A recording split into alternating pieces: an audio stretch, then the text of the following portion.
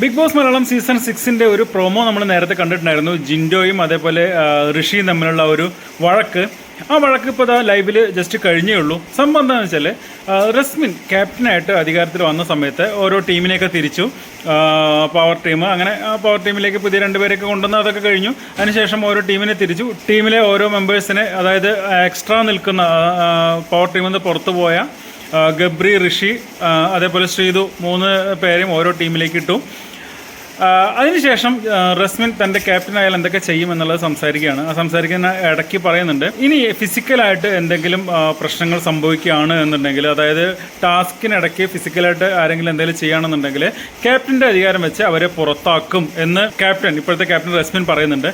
അപ്പോൾ നമ്മുടെ ശ്രീതു പറയുന്നുണ്ട്, അത് ഒറ്റയടിക്ക് പുറത്താക്കാതെ ഒരു വാണിംഗ് കൊടുത്തതിന് ശേഷം വേണം പുറത്താക്കാൻ എന്ന് പറയുന്നുണ്ട്. അതേപോലെ തന്നെ രതീഷും അത് ശ്രീതു പറഞ്ഞ് ശരിയാണ്, അങ്ങനെ വാണിംഗ് കൊടുക്കണമെന്ന് പറഞ്ഞപ്പോൾ ജിൻഡോയും അതേക്കുറിച്ച് സംസാരിക്കുന്നുണ്ട്.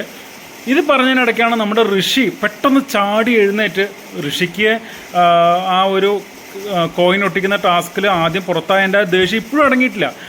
അത് മനസ്സിൽ വെച്ചുകൊണ്ട് പെട്ടെന്ന് ചാടി എണീറ്റ്, നിങ്ങളങ്ങനെ ഫിസിക്കലായിട്ട് അറ്റാക്ക് ചെയ്ത സമയത്ത് നിങ്ങൾ മാപ്പ് പോലും പറഞ്ഞിട്ടില്ലല്ലോ, പിന്നെ ഇതിനെക്കുറിച്ച് പറയാൻ നിങ്ങൾക്ക് എന്താണ് അവകാശം എന്ന് ചോദിച്ചിട്ട് ഋഷി എണീറ്റു.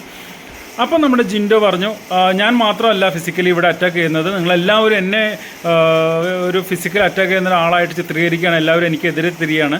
അഭിഷേക് എൻ്റെ കഴുത്തിന് പിടിച്ച് എന്നെ ഫിസിക്കലായിട്ട് അറ്റാക്ക് ചെയ്തിട്ടുണ്ടായിരുന്നു, അപ്പോൾ നിങ്ങളൊന്നും പറഞ്ഞില്ലല്ലോ എന്ന് ജിൻഡോ ചോദിച്ച സമയത്ത് പിന്നെ ഋഷി എന്തൊക്കെയാണ് ഋഷിക്ക് പറയേണ്ടതെന്ന് പോലും അറിയില്ല കേട്ടോ. ഋഷി ഇങ്ങോട്ട് എന്താ പറയണ്ടെങ്കിൽ വിറഞ്ഞ് തുള്ളുകയാണ്. അപ്പോൾ പറയുന്നത് എന്താ വെച്ചാൽ, അഭിഷേകം അന്ന് മാപ്പ് പറഞ്ഞിട്ടുണ്ട്. അപ്പോൾ ജിൻഡോ പറയുന്നു, ഞാനും മാപ്പ് പറഞ്ഞിട്ടുണ്ട്, ഞാനും ഇനി മാപ്പ് പറയാൻ തയ്യാറാണ്, ഞാൻ പോവുകയാണെങ്കിൽ ഇവിടുന്ന് ഞാൻ വേണമെങ്കിൽ മാപ്പ് പറയാം.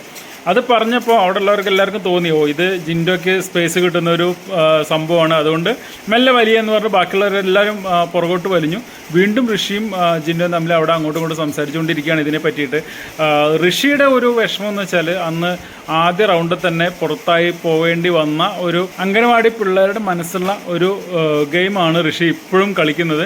അത് മാറേണ്ട സമയം കഴിഞ്ഞു. എന്തായാലും ജിൻഡോ ഇതൊന്നും ബാധിക്കില്ല. ജിൻഡോ എന്തായാലും എല്ലാ ഗെയിമുകളും പുള്ളിയുടേതായ രീതിയിൽ തന്നെ ആയിരിക്കും കളിക്കുക.